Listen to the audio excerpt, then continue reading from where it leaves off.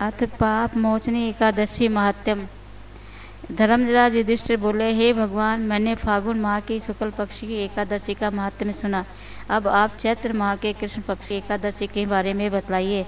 इस एकादशी का नाम, इसमें कौन से देवता की पूजा की जाती है तथा विधि क्या है, तो सब विस्तार पूर्वक कहिए। श्री कृष्ण भगवान बोले, हे राजन, एक समय मानधाता ने लोमश ऋषि से ऐसा ही प्रश्न पूछा था।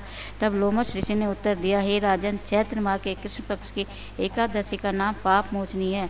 इसके व्रत के प्रभाव से मनुष्य के अनेक पाप नष्ट हो जाते हैं। इसकी कथा इस प्रकार है।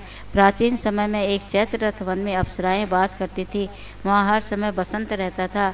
उस वन में एक मेधावी नामक मुनि तपस्या करते थे। वे शिव भक्त थे। एक दिन मंजू घोषा नामक एक अप्सरा उनको मोहित करने के लिए सितार बजाकर मधुर मधुर गाने लगी। उस समय शिव के शत्रु अनंग कामदेव भी शिव भक्त मेधावी मुनि को जीतने के लिए तैयार हुए। कामदेव ने उस सुंदर अप्सरा के भू को धनुष बनाया, कटाक्ष को उसकी प्रत्यंचा डोरी बनाई, उसके नेत्रों को उसने संकेत बनाया और पुच्छों को कुरी बनाया। उस मंजू घोषा अप्सरा को सेनापति बनाया। इस तरह कामदेव अपने शत्रु भव को जीतने को तैयार हुआ। इस समय मेधावी मुनि भी युवा तथा हष्टपुष्ट थे। उन्होंने यज्ञोपवीत तथा दंड धारण कर रखा था। उस मुनि को देखकर मंजू घोषा ने धीरे धीरे मधुर वाणी से वीणा पर गाना शुरू किया। मेधावी मुनि भी मंजू घोषा के मधुर गान पर तथा उसके सौंदर्य पर मोहित हो गए। वह अप्सरा उस मुनि को कामदेव से पीड़ित जानकर आलिंगन करने लगी। वह मुनि उसके सौंदर्य पर मोहित होकर शिव रहस्य को भूल गए और काम के वशीभूत होने के कारण उन्हें दिन रात्रि का कुछ भी ध्यान न रहा। एक दिन मंजू घोषा उस मुनि से बोली, हे मुनि, अब मुझे बहुत समय हो गया है, स्वर्ग जाने की आज्ञा दीजिए। उस अप्सरा के ऐसे वचनों को सुनकर मुनि बोले, हे सुंदरी, तू तो आज इस संध्या को आई है, अभी प्रातःकाल तक ठहरो। मुनि के वचनों को सुनकर वह उनके साथ रमण करने लगी और बहुत समय बिता दिया।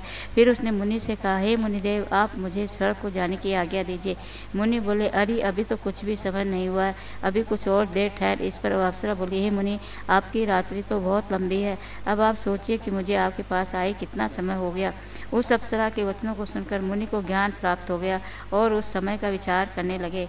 वो जब भ्रमण करने का समय का प्रमाण 57 साल 7 माह और 3 दिन ज्ञात हुआ तो उस अप्सरा को काल का रूप समझने लगे। वह मान क्रोधित हुए और तप नाश करने वाली अप्सरा की तरफ देखने लगे। उनके अधर कांपने लगे और इंद्रियां व्याकुल होने लगी।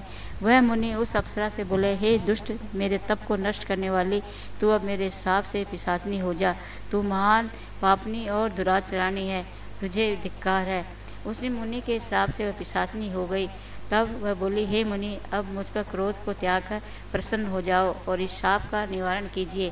तब मुनि को कुछ शांति मिली और पिशाचनी से बोले, रे दुष्ट, मैं शाप से छूटने का उपाय बतलाता हूँ। चैत्र माह के कृष्ण पक्ष की जो एकादशी है उसका नाम पाप मोचनी है। उस एकादशी का व्रत करने तेरी पिशाचनी की देह छूट जाएगी। इस प्रकार मुनि ने उसको समस्त विधि आदि बतला दी और अपने पिता च्यवन ऋषि के पास गए। च्यवन ऋषि अपने पुत्र को देखकर बोले, रे पुत्र, तूने यह क्या किया? तेरे समस्त तप नष्ट हो गए हैं। मेधावी बोले, हे पिताजी, मैंने बहुत बड़ा पाप किया है, आप उसके छूटने का कोई उपाय बतलाइए। च्यवन ऋषि बोले, हे तात, तुम चैत्र माह के कृष्ण पक्ष की पाप मोचना की एकादशी का विधि तथा भक्ति पूर्वक व्रत करो।